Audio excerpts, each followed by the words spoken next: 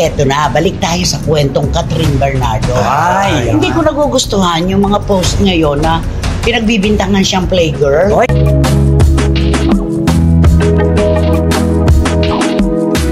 Bakit ba kasi sinasabi na parang playgirl na raw si Kat ngayon? Kasi nga naman, Diyos ko, kung sino-sino naman mga lalaki hindi link sa kanya.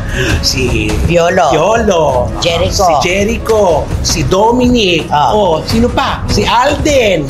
Ang dami-dami na meron doon. pang si Pangilinan. Si Donnie.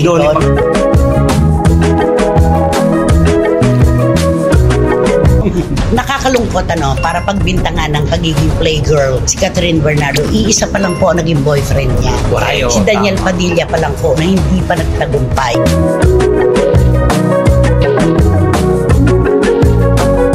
Kung meron man po na inaasahan ng ating mga kababayan na makakarelasyon ni Catherine, syempre boto sila kay Alden. Pero wala pa rin po hanggang ngayon. Hindi pa kumpirmado dahil wala pa silang sinasabi.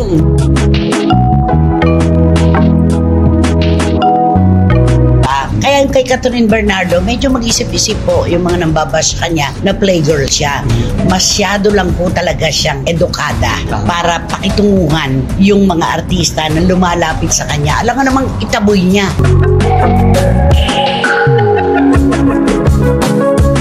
Itiranang kolumnista na si Nanay Christy Freeman, kinontra ang naglabasang chismis na balita kina Catherine Bernardo, Alden Richards at Daniel Padilla. Kung bago lang kayo dito sa aking YouTube channel, huwag kalimutan mag-subscribe at pindutin niyo na rin ang notification bell para ma-notify kayo sa ating susunod na video. Maraming salamat!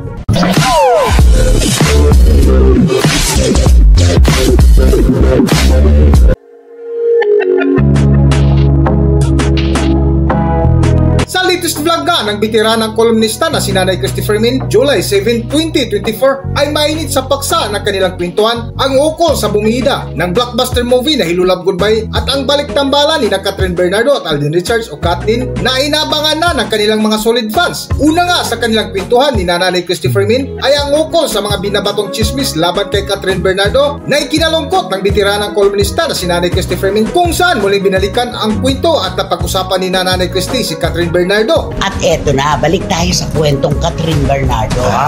Hindi ko nagugustuhan yung mga post ngayon na pinagbibintangan siyang playgirl. I'm sure hindi yan mga taga-suporta ng Kat Ben. Maliwanag na maliwanag pa sa sigurado yun. At hindi din mga tagahanga mismo ni Catherine Bernardo.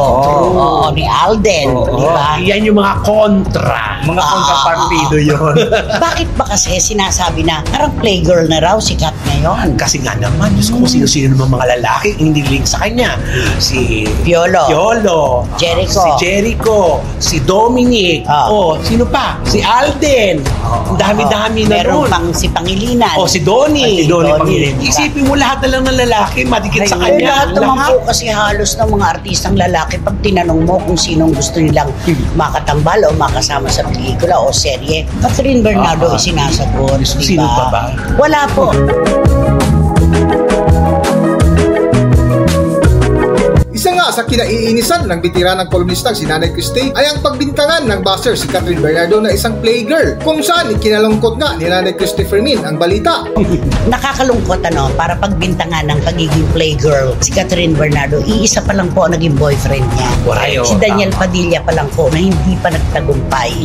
Diba? Maaari siya sabi ng playgirl siguro dahil sa nai-link pa. Kasi pag playgirl ka, may may relasyon ka na.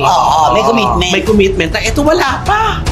At saka alam nga namang pagka ba lumapit sa kanya si Piolo, sasabi niya, wag, lumayo ka sa akin. Jericho, lumayo ka. Okay, Dominic, ano sasabihin niya? Naku, wag mo nga ako sabayan sa paglakad ko.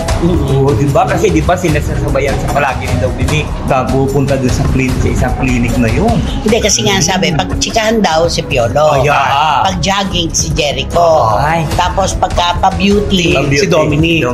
Ay. Parang hindi naman maganda yun. Parang hindi naman maganda yung kwento na yun. Oo nga, lahat na lang binibigyan nila ng Oo. kulay. Ay, hindi kasi nandun naman talaga kasi na kasama niya kasi si Dominic dun sa Clinic. sa beauty nila. Clinic. Oh. Siyempre talagang yun ang ano. Si Jericho kasi una na di ba nag-jogging sila, di ba? Na magkasama sila nag-jogging. Okay lang yan kung sana ay meron pong history si Catherine ng palipat-lipat ng Ayun. boyfriend. Merong basihan yon. At kung committed na to si Catherine. Wala naman Wala.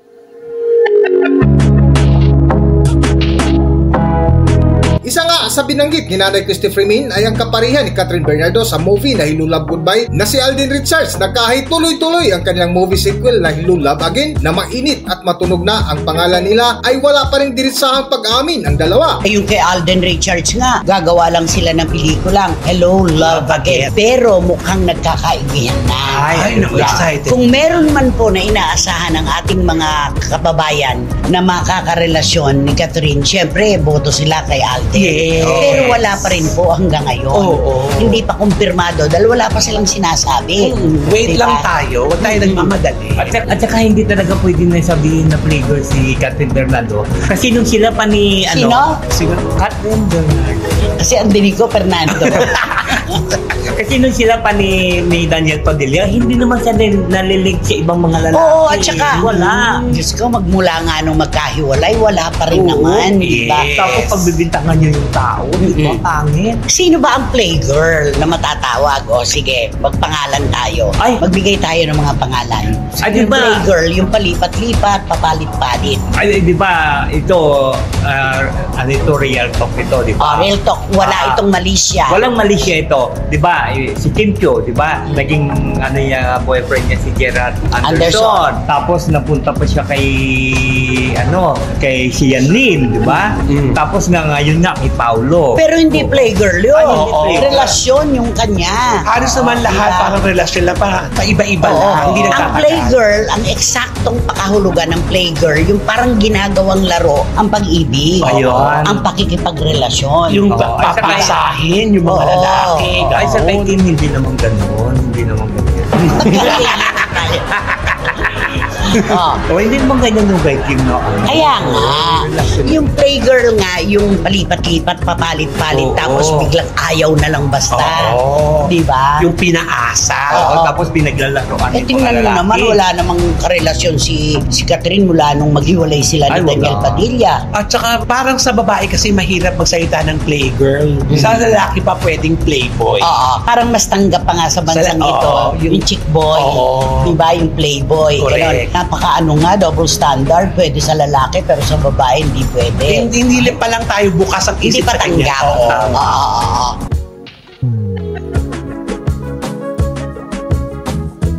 Sa patuloy nga ng kwentuhan ni Nanay Christopher Min at mga kasama nito na sina Romel Chica at Wendy Alvarez ay nabanggit nila ang ilang Philippine showbiz personality na matawag nila na isang playgirl. Si Blight, di ba?